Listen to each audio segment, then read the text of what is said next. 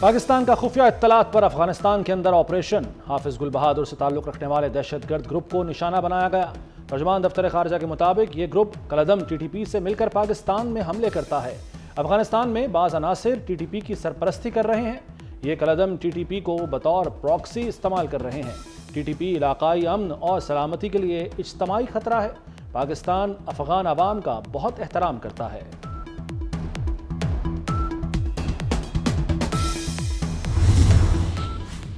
شمالی وزیرستان میں فورسز کی کارروائی، میر علی حملے میں ملوث دہشت گرد کمانڈر 8 ساتھیوں سمیت ہلاک۔ صحرا عرف جانان سیکیورٹی پوسٹ پر حملے میں ملوث تھا۔ مزید دہشت گردوں کی موجودگی کے پیش نظر کلیئرنس آپریشن جاری۔ آئی ایس پی آر کے مطابق فورسز ملک سے دہشت گردی کے خاتمے کے لیے پرعزم ہیں۔ شہداء قوم کے ماتھے کا جھومر ہیں، قوم دہشت گردی کے خاتمے تک فوج کے ساتھ ہے۔ وزیر اعظم کا میر علی کے شہداء کو زبردست خراج عقیدت۔ شہباز شریف کی لیفٹیننٹ کرنل سید کاشف علی شہید کے گھر چکلالہ آمد، شہید کی مغفرت اور ان کے اہل خانہ کے لیے صبر جمیل کی دعا کی۔ وزیر اعظم کیپٹن احمد بدر شہید کے گھر تلا گنگ بھی گئے۔ شہید کے والد صبر و حوصلے کی عظیم مثال، 23 سالہ اکلوتے بیٹے کی شہادت پر مسکرا کر اللہ کا شکر ادا کیا۔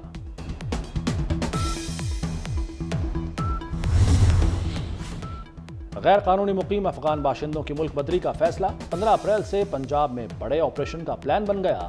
محکمہ داخلہ نے افغان شہریوں کو جاری جعلی شناختی کارڈز کا سراغ لگا لیا۔ 15,000 شناختی کارڈ بلاک ہوں گے۔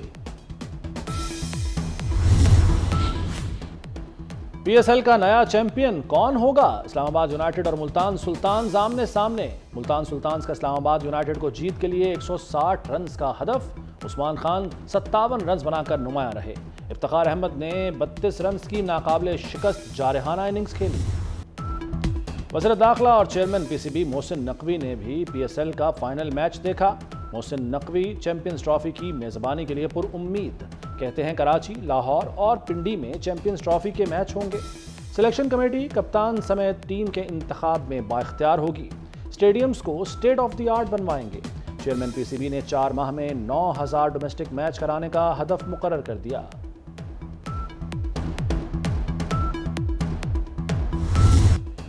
پاکستان اور آئی ایم ایف مذاکرات مکمل نہ ہو سکے، مذاکرات میں 1 روز توسیع کا امکان۔ آئی ایم ایف وفد اور معاشی ٹیم میں آج مختصر مذاکرات کا امکان۔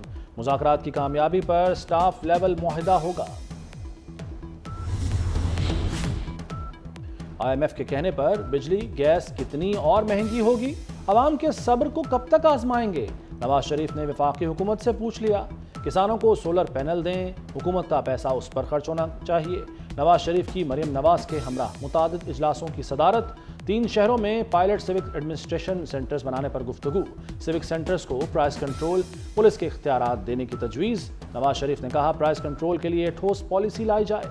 لاہور میں انڈر گراؤنڈ ٹرین چلے گی، الیکٹرک بسیں بھی دوڑیں گی۔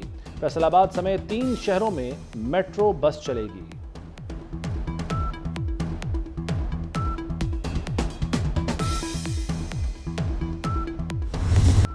گیس آئے نہ آئے، بل پہلے سے زیادہ آئیں گے۔ عوام پر مہنگی گیس کا بوجھ بڑھانے کی تیاری۔ سوئی صدرن کے بعد ناردن نے بھی قیمت میں 147% تک مزید اضافہ مانگ لیا۔ 2,646 روپے 18 پیسے فی MMBTU اضافے کی درخواست۔ اوگرا درخواست پر سماعت 25 مارچ کو کرے گی۔ اضافے کی صورت میں گھریلو صارفین کو 1 یونٹ 4,446 روپے کا پڑے گا۔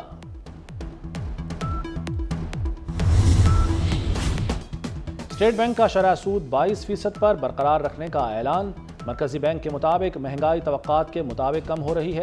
ستمبر 2025 تک مہنگائی 5 سے 7% تک ہو جائے گی۔ معاشی نمو رواں مالی سال میں 2 سے 3% رہنے کا امکان۔ معاشی نمو میں بہتری زرعی پیداوار بڑھنے سے ہوئی۔ وفاقی وزیر داخلہ محسن نقوی کی وزیر اعلیٰ سندھ مراد علی شاہ سے ملاقات۔ باہمی دلچسپی کے امور اور امن و امان کی صورتحال پر تبادلہ خیال۔ محسن نقوی کی مزار قائد پر حاضری، پھولوں کی چادر چڑھائی اور فاتح خوانی کی۔ وزیر داخلہ نے مہمانوں کی کتاب میں تاثرات قلم بند کیے۔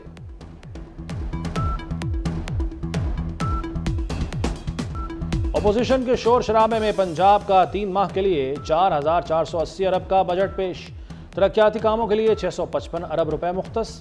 صحت 473 ارب، تعلیم کے لیے 596 ارب، مفت کتابوں کی فراہمی کے لیے 11 ارب روپے رکھے گئے ہیں، تعمیرات کے لیے 382 ارب، رمضان پیکج کے لیے 30 ارب کا بجٹ منظور، سینٹرل بزنس ڈسٹرکٹ کے لیے 12.5 ارب، PKLI انڈومنٹ فنڈ کے لیے 10 ارب روپے مختص۔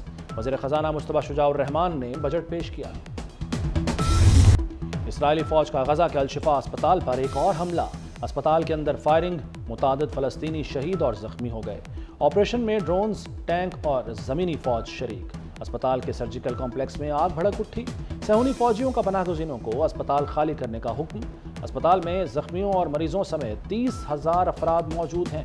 اکتوبر سے اب تک الشفا اسپتال پر اسرائیل کا یہ چوتھا حملہ ہے۔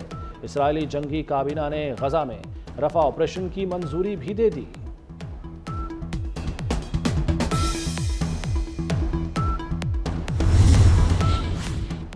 امیر بالاج ٹیپو قتل کیس میں پیش رفت، جوڈیشل مجسٹریٹ نے ملزم احسن شاہ کا 5 روزہ جسمانی ریمانڈ دے دیا۔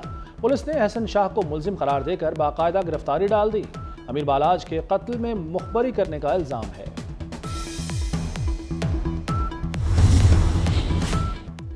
چکوال کے سابق تحصیلدار نجف حمید گرفتار۔ نجف حمید رشوت ستانی کے مقدمے میں مطلوب تھے، عبوری ضمانت خارج ہونے پر گرفتار کیا گیا۔ نجف حمید کا جوڈیشل ریمانڈ منظور، عدالت کا اڈیالہ جیل بھیجنے کا حکم۔ اور کراچی والوں کے لیے خوشخبری، سندھ حکومت کا پیپلز بس سروس کے 2 نئے روٹس شروع کرنے کا فیصلہ۔ سینئر صوبائی وزیر شرجیل میمن نے 18 اپریل سے ٹکٹنگ کا کارڈ سسٹم متعارف کرانے کا اعلان کر دیا۔